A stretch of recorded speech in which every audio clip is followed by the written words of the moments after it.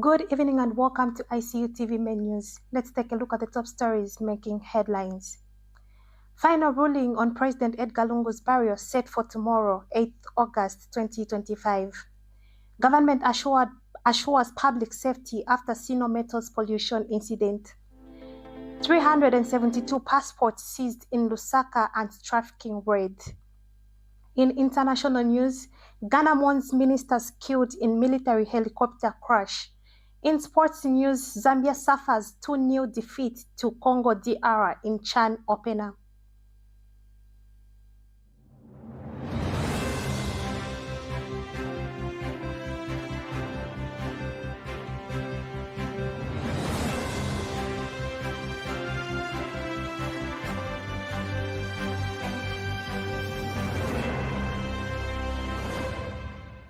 Presenting the news, I am Yamba Margaret, and now the news in details. The final judgment on the burial of Zambia's 60th Republican President Edgar Lungu is scheduled for Friday, 8th August 2025 at 11:30 a.m. in Pretoria High Court. Attorney General Mundilo Kavesha announced the court's schedule during a press briefing in South Africa, confirming that the ruling will be delivered in open court following arguments presented earlier this week. The Zambian government moved toward private burial arrangements by the Lungu family in South Africa through the urgent court application filed on 24th June. The state cited public interest and national protocol, invoking Article 177, Section number 5 of the Zambian Constitution to justify its intervention. He urged that former heads of state must be buried in Zambia with full military honors, describing it as a matter of national dignity, heritage, and unity. The government has reaffirmed its readiness to accept the outcome of the court's decision and has called for unity and support for the Lungu family during this period. An update of where we are concerning the case of the government of the Republic of Zambia and Esther Lungu, together with other 7 respondents. As you be aware that the case was heard, the parties argued the case on 4th August 2025. After the arguments, the court gave the timeline when judgment would be delivered, and the court had indicated that judgment would be delivered not beyond Friday, 8th August 2025, or Tuesday, which was 5th August 2025. I'm happy to let you know that finally we have gotten communication from the court that the matter has now been scheduled for judgment on Friday, 8th August 2025 at 11:30 hours. That's 11:30 a.m. Tomorrow. We are grateful for that, and so let's keep our ears to the ground so that we can hear what the judgment will be. I'm very much conscious that government assures public safety after Sino metals pollution incident. Minister of Information and Media and Chief Government Spokesperson Cornelius Mwetwa says the pollution incident of Sino Metals Leach Zambia Limited is under control, with all serious risks to public health, agriculture, water, and the environment addressed. Laboratory tests show normal pH levels and a steady decline in heavy metal concentrations, following the February discharge of 50,000 cubic meters of acid telling Sari into Chambeshi Stream, Mwambashi, and Kafue rivers. On February 20, 2025, Nkana Water Supply and Sanitation shut down its Vlangidilo and Nkana East plants due to the abnormal pH readings, halting the supply of potentially contaminated water to Kitwe. Both plants resumed operations on February 23rd and 24th after water quality was restored. Continuous monitoring of both raw and treated water is underway to ensure compliance with health and safety standards. Yeah.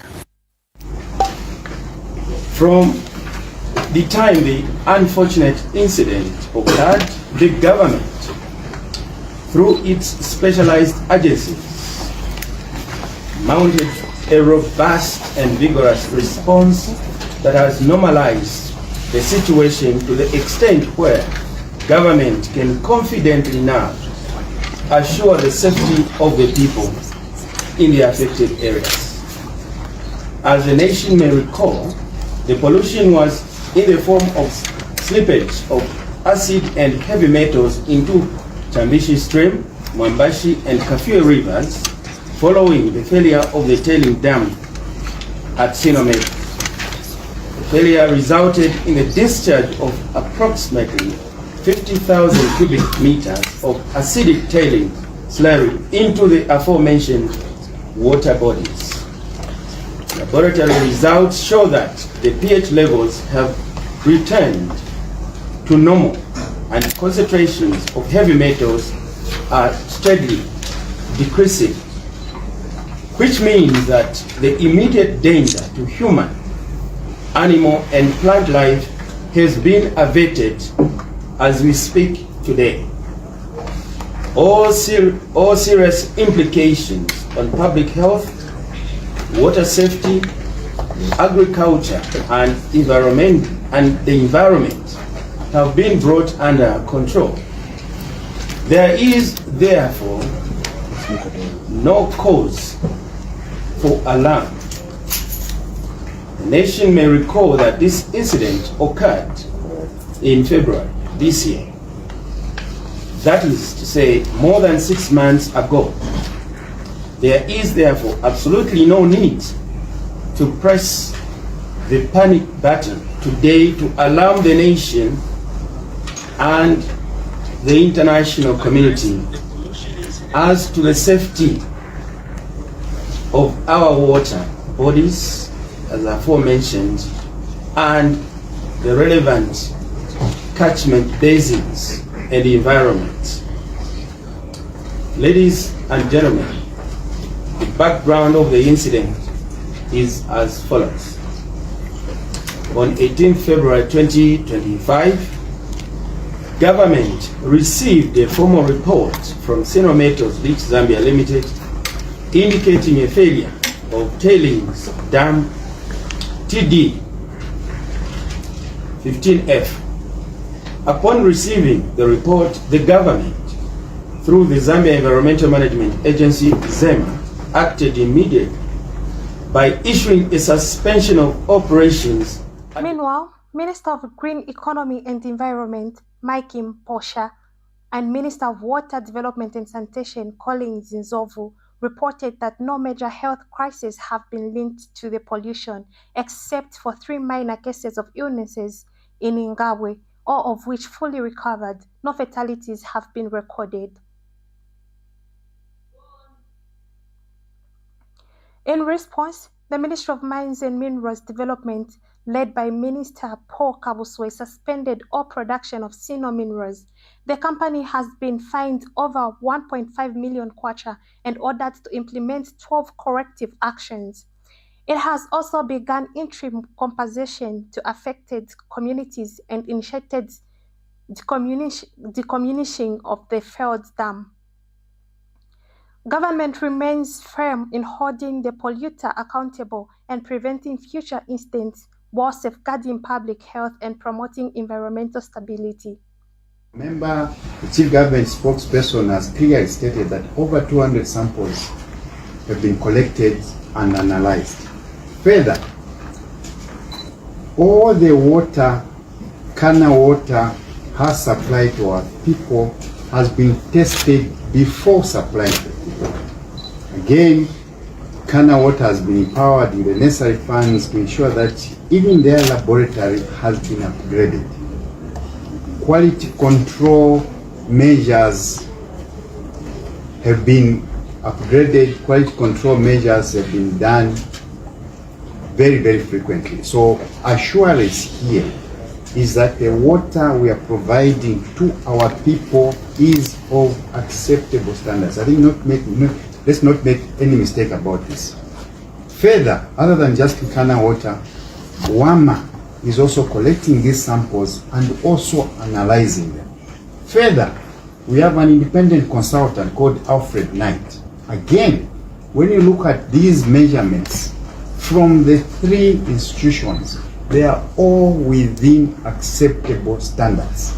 So I'm not sure where allegations that we are giving our people contaminated water are coming from. I thought I should clarify this. Very, very important. Laboratory. Yes, it's an independent laboratory. So there are three tests, three institutions we are using, and all of them are giving results which are very, very, very acceptable. So for those maybe who may be getting results elsewhere, I think we'll be engaging them as well, so that we jointly collect those tests, those samples, test them, and then we're very confident that we'll come to the same conclusion. We're taking 372 passports seized in Lusaka anti-trafficking raid. The Immigration Department has seized 372 passports and arrested 7 suspects in a major crackdown on suspected human trafficking syndicates in Lusaka. The recovered documents include 212 Burundian, 44 Zambian, 20 Zambian refugee, 8 Rwandan, 7 Nigerian, 2 Cameroonian, 1 Bangladesh, and 1 Zimbabwean passport. Authorities also confiscated ICT equipment allegedly used to forge travel documents. The suspects comprised 3 Zambians and 4 foreign nationals, 3 Burundians and 1 Congolese. Another suspect remains at large. Preliminary findings suggest the group was producing fraudulent IDs and travel documents to obtain visas and facilitate illegal migration. The Immigration Department is working with other security agencies to expand investigations into the transitional network. We now take our first set of commercials. Please stay tuned for more news. Hello, the Information and Communications University, ICU. What comes to your mind when you hear of this name? Is it the beautifully architectured infrastructure at our campus? Or is it the amazing students that are always performing well in their fields?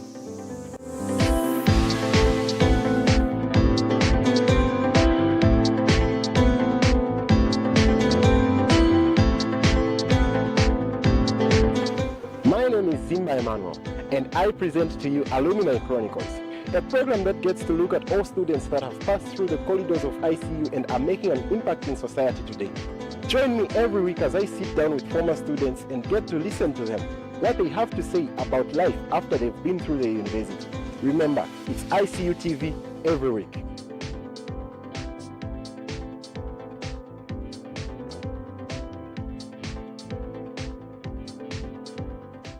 Welcome back and thank you for staying with us. In our local stories, Education Minister meets GCA delegation ahead of Pan-Africa Youth Forum. Minister of Education Douglas Yakalima met with a delegation from Global Center on Adoption ahead of the Pan-Africa Youth Adoption Forum scheduled for August 8th to 9th at the University of Zambia. The minister reaffirmed Zambia's commitment to the education for all police and climate resilience through education. He highlighted ongoing student-led tree planting initiative in response to the 2023-2024 drought and stressed the need for African-led climate solutions, stating the continent has moved from brain drain to brain sharing.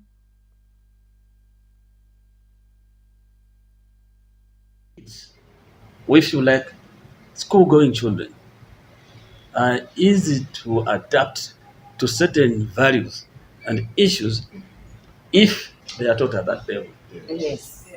Okay, I always use this generic term to say that I told the president one day, because the president is obliged to go to parliament every year once to go and espouse our values, our ethics. Then I asked him, who do you talk to? He said, whoever watches TV. So I said, you talk to an audience which is damaged already. To reconfigure these people, to re-engineer them, it will take a lot of time. Those things that you have now been talking about, we want them to go into our school system so that the kids grow with them.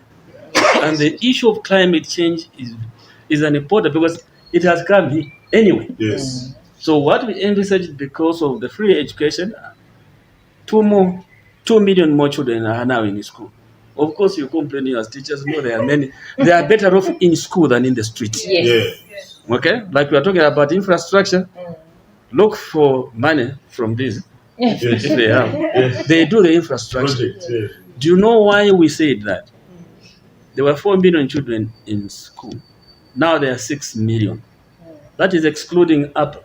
If we include everybody into university, about 7 million. What it tells you is that in the next 5 years, there will be about 10 million children in school. Or even double. Even double. But Zambia's population is 20 million. So you can imagine half of the country will be in school. It tells you that half of this country is young. So how do you prepare these young people in the next, or to fit in the 21st century? All right? So excuse me when I say this is what we envisaged. So it means that 2 million children were out of school. And when just 2 days ago, is it yesterday, when I was taking desks? Meanwhile, GCA's Youth Leadership and Education Lead Adriana Valenzuela praised Zambia for integrating climate issues into the education sector. She said embedding climate change into national curricula equips learners with knowledge and skills to actively participate in environmental stewardship. Valenzuela also commended Zambia's focus on capacity building and grassroots youth engagement, describing it as a model for other African countries. The NAP Expo is an event organized by the United Nations that every year takes place in a different country. This year is here in Zambia. It will start on Tuesday and will be open by also the dignitaries of the country until Friday. Then during our forum, there will be a communique highlighting key elements, including, for instance, the importance of education and also how young people can take part and how also the topic of including adaptation as part of the curriculum is essential, and how schools and others can implement concrete solutions. And this will be presented on the 12th of August is the International Youth Day, and we will highlight this engagement. Then we want to showcase the leadership of Zambia in the different areas about education, about adaptation, and not only to have the forum. The forum is...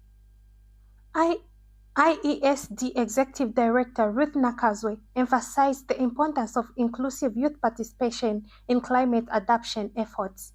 She noted that when young people, especially those from vulnerable and marginalized communities, are empowered to contribute, the resulting solutions are more sustainable, relevant, and community-driven.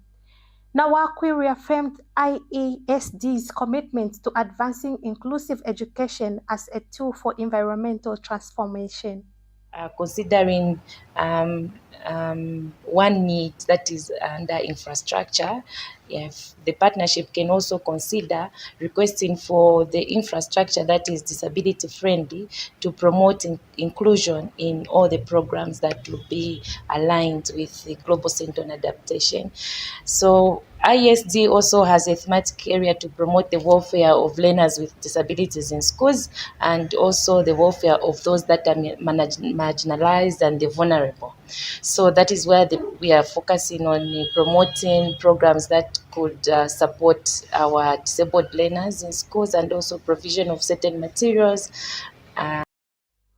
Meanwhile, ESD Board Chairperson John Lijim Jr. echoed these views, stating that inclusivity in climate dialogue fosters ownership, collaboration, and local innovation.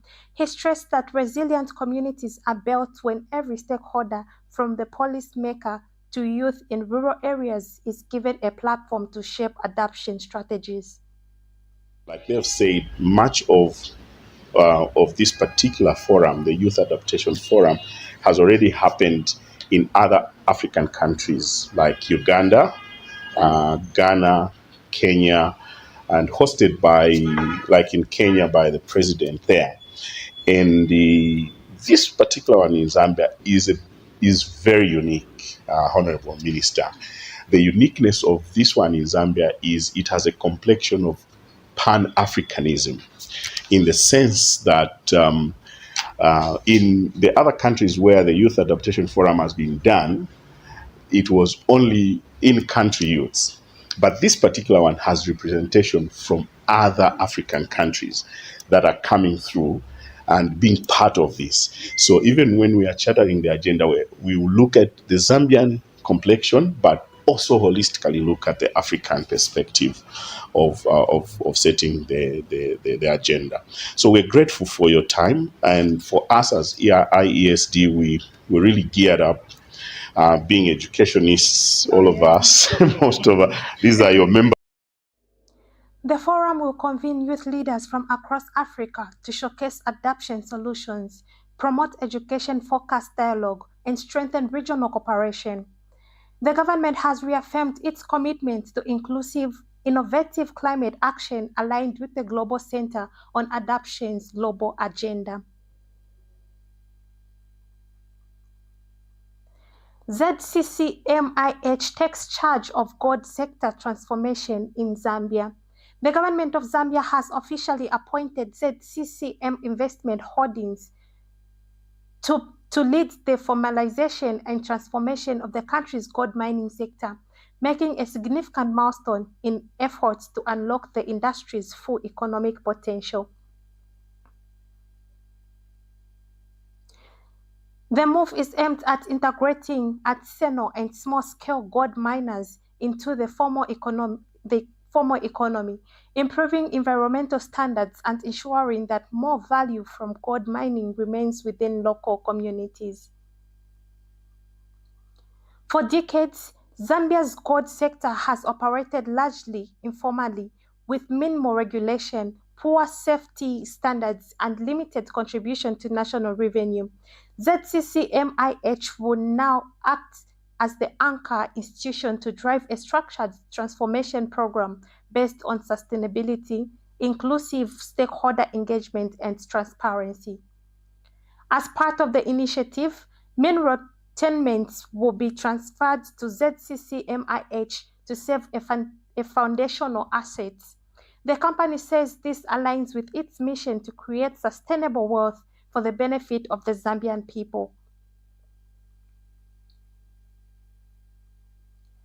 Kenyan delegation engages Lusaka mayor on redevelopment of Kenyan-owned properties.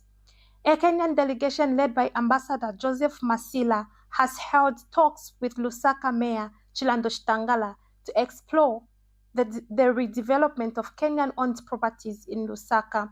The delegation met with the Lusaka City Council's urban planning team and is scheduled to tour the properties for planning guidance. Ambassador Masila underscored the need to comply with local planning regulations and expressed hope the redevelopment would enhance the city's image. Mayor Shtangala welcomes the initiative, promising support from her office and council's planning committee. She said the planned redevelopment aligns with the city's infrastructure goals and would improve the urban aesthetic. The mayor also acknowledged the long-standing partnership between Lusaka and Nairobi, especially in areas such as revenue mobilization and urban development, and called for continued collaboration. You are still watching Icu TV main news. We take a short break, and coming up next is international and sports news. Stay tuned. Welcome to the Zambia Research and Development Center, an institution dedicated to national development through capacity building and community development.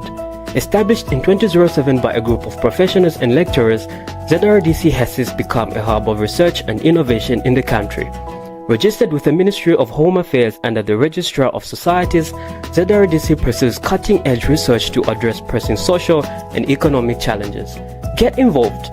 ZRDC engages in activities that stimulate international collaboration, promote knowledge sharing, and make research expertise available to decision makers. Our mission at ZRDC is to foster innovation and capacity building for national development. We believe in addressing poverty and underdevelopment through institutional and capacity building, human empowerment, and gender participation. In our quest to foster innovation and capacity building for national development, ZRDC launched the ZRDC University Sponsorship for Capacity Building and Development Program to facilitate knowledge advancement among ZRDC researchers and those intending to join the research community. Qualified Zambian citizens can pursue education at credible universities in Zambia with guaranteed prospects of joining the ZRDC research community. ZRDC engages in industrial and technological research, covering research development and innovative investigations to drive dynamic industrial development at national and regional levels. Join us at the Zambia Research and Development Center as we continue to innovate, empower, and shape a brighter future for Zambia. ZRDC, fostering innovation and capacity building for national development. Welcome back. In international news, Ghana mourns ministers killed in a military helicopter crash. Ghana is in mourning following the deaths of 2 cabinet ministers and 6 others in a military helicopter crash in the Central Ashanti region on Wednesday. Defense Minister Oswald Oman Bohama and Environment, Science and Technology Minister Ibrahim Mutala Mohamed, 50, were among the 8 killed when a Z-9 military helicopter went down in dense forest en route from Accra to Obuasi. The delegation was traveling to attend an illegal mining event. According to Chief of Staff Julius Debra, all on board 3 crew members and 5 passengers died on impact. He described the crash as a national tragedy. The victims' remains were recovered from the wreckage and flown to Accra, arriving at the Air Force Base in coffins draped with the Ghanaian flags during a solemn ceremony. Planned burials for the Muslim victims, initially scheduled for Thursday, have been postponed pending full identification of the bodies. The government is yet to release official funeral details. While still in international news, Putin and Trump meeting in the works amid rising global tension. Russian President Vladimir Putin and U.S. President Donald Trump are expected to hold a high-stakes meeting in the coming days, according to Kremlin Foreign Policy aide Yuri Ushakov. Preparations for the talks are underway, with the meeting location finalized and to be announced soon. The development comes amid strained U.S.-Russian relations, ongoing conflict in Ukraine, and shifting alliances in the Indo-Pacific.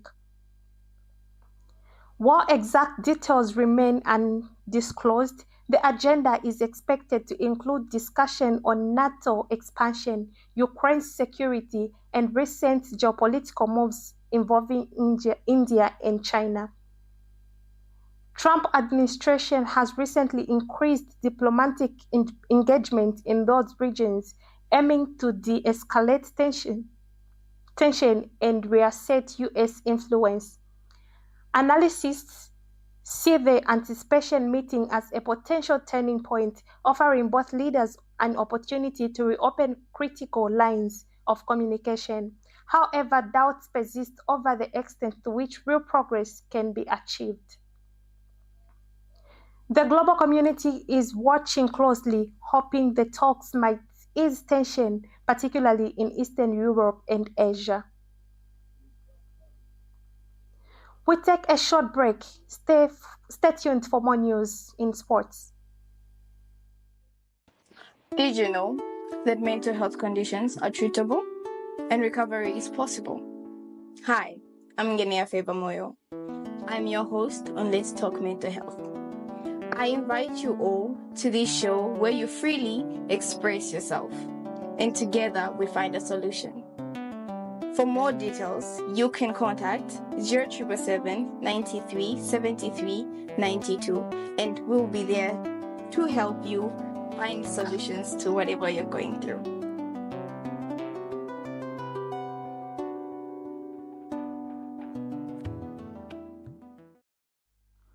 Welcome back. To continue with the news in sports, Zambia suffers 2-0 defeat to DR Congo in CHAN opener. DR Congo secured a convincing 2-0 victory over Zambia in their opening match of the 2024 African Nations Championship.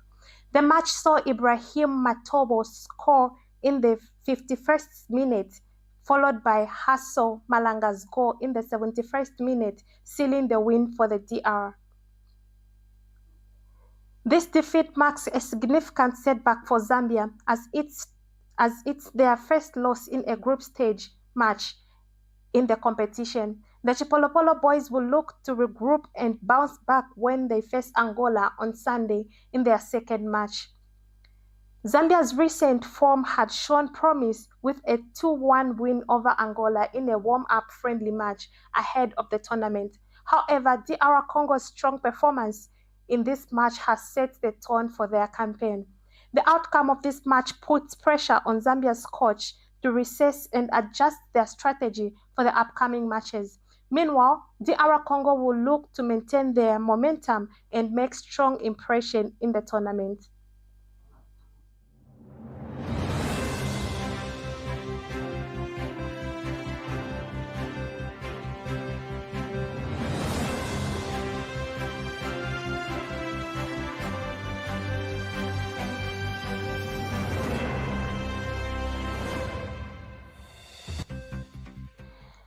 And that sports item brings us to the end of our main news today. But before we go, a quick recap on the top stories that made headlines. Final ruling on President Edgar Lungu's burial set for tomorrow, 8th August 2025. Government assures public safety after Sino metals pollution incident. 372 passports seized in Lusaka anti-trafficking raid. In international news, Ghana mourns ministers killed in military helicopter crash. And in sports news, Zambia suffers 2-0 defeat to DR Congo in CHAN opener. Thank you so much for watching. For more news updates, stay glued to our Facebook page at Icu TV and our website at icutvzm.com. Good night.